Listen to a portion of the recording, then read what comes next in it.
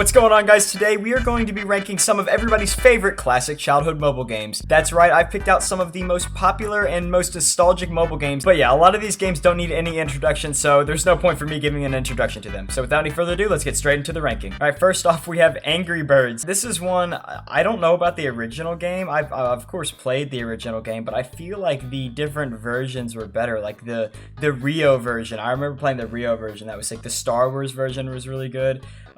Now kind of looking back at it, I don't really know how fun it would actually be, but at the time, it was like one of the first mobile games, so it was like revolutionary. I mean, it's creative, it's kind of neat, but I feel like it's more of a solid B tier. I like the design of the like other games, like I said, like the franchised ones, the Rio ones, the Star Wars one. But if we're talking about just the base game in general, I think a solid B tier is where it stands. I feel like that's more than fair. Okay, next up we have Candy Crush. I feel like the only reason it's successful in the way it is because it's like the first of its kind, and like this is like the standard mobile game formula from now on. Like all the Homescapes clones and all that stuff, they're all literally just clones of Candy Crush. The game itself is pretty bad. I mean, unless you're like a Facebook mom or above the age of like 50, yeah, it's for old people, exactly. It's going in like F tier. Next we have Clash of Clans. I may be a little biased. I've been playing this game since it came out in like what, 2012? I did take a big break because I lost the account that it was on because I had it on like an iPad or whatever, and I lost access to that iPad because that was like my childhood iPad. I did get my account back, and I've been going hard on that. Like I'm almost 10 off 14, if you know what that means. I love Clash of Clans. Clash of Clans is like great. It's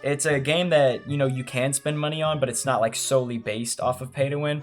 So this is 100% an S tier. Clash of Clans is amazing. It's pioneered its own like wave of games, but it's still the best to this day. Next up we have Cut the Rope. I loved Cut the Rope. Cut the Rope was such a neat puzzle game, and then there were the little secrets that you could find behind like the wallpaper that was really cool. I liked that aspect of it too. And I really liked the puzzle thing of it. It was really neat, actually. Now that I'm thinking about it, Cut the Rope was so cool. I wonder if they still have it, because I would re-download it. I think I even paid for a couple of the other games, because they were just fun. You know, we're going to S tier Cut the Rope. Cut the Rope's just kind of legendary, you know what I'm saying? Okay, next we have Doodle Jump. It's a game that I did play, but not a whole ton, because I just found Doodle Jump to be kind of boring. I mean, it was just one of those endless games. I'm not the biggest fan of endless games, but it didn't really seem like there was a goal. You just kind of kept going and just kept jumping. It works for like the arcade style, like when you see the Doodle Jump machines in the arcades. As a game, it's just really simple. I mean, I know it's Doodle Jump and the art style's not supposed to be great. I feel like it's just really, really plain. I wouldn't say it's like Candy Crush bad, where they're trying to suck all your money, but it's just plain. I feel like it's a D tier. Next up, we have Fruit Ninja. Fruit Ninja is most definitely more fun to play in real life, I'll tell you that much. Throwing the fruit at your friend and they got a big old sword just trying to slash him in half, that would be sick. Unfortunately, Fruit Ninja on mobile is not like that. It is satisfying. I will give it that. Fruit Ninja is very satisfying, and for its time, I mean, this was like a great way to spend your time, just slashing fruits. Yeah, Fruit Ninja is not like atrociously bad. Like, I don't know, I couldn't see myself playing this for hours, and like Clash of Clans I can, Cut the Rope I can, even Angry Birds I might be able to justify that. But I feel like Fruit Ninja is like a C tier. It's like near the middle, but it's a little bit lower. Next we have Geometry Dash. Geometry Dash, mwah. Work of art. It's such a simple game. It's so simple, but it works so well. It's just a platformer that moves, and it's got like sick music, and you jump over the things. They were able to like flawlessly implement all those little features, like the spaceship and the little UFO bouncy thing. Like, it just all works so well. And then they added like the level creator, where people could make their own like insane levels, and I feel like it's created like a really strong community that still thrives today. I mean, you've seen the Nepesta clips maybe. Geometry Dash is just such a classic. So I'm gonna go A for Geometry. It's just tough, you know? Next up, we have Heyday. So I played both Clash of Clans and Heyday, and to this day, I just play Clash of Clans. Not that Heyday is inherently bad. I love Heyday, and I kind of, you know, am wanting to get Heyday back again. But I feel like it's not like legendary like Clash of Clans, but it is still great. So I think it's A tier, but when you compare it to Clash of Clans, I feel like the world building aspect is better in Clash of Clans, and there's more you can do with it. But Heyday is still very legendary. It's another W from Supercell. Hungry Shark Evolution. This is a game. I don't think it's completely stupid nor like boring. I think it's actually pretty decent, to be honest.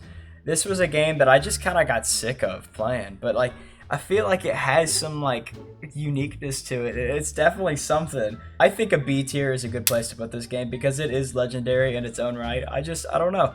I never like really got into it. Next we have Jetpack Joyride. This is the game. This is what started it all. This is what started my professional gaming career, is I would play Jetpack Joyride on my dad's phone until I got my own little miniature phone that was even old at the time, and like, oh my gosh, I would go ham on this game. And then they kind of ruined it with some pay to win stuff, and I guess that's kind of when I stopped playing. I don't know. I also like grew up and I was like, okay, it's not as exciting anymore. But it was a pioneer. Like, this game's ancient, but thinking back on it, I'm like, okay, it really wasn't that impressive. I think it's a solid B tier. Okay, next up we have Minecraft.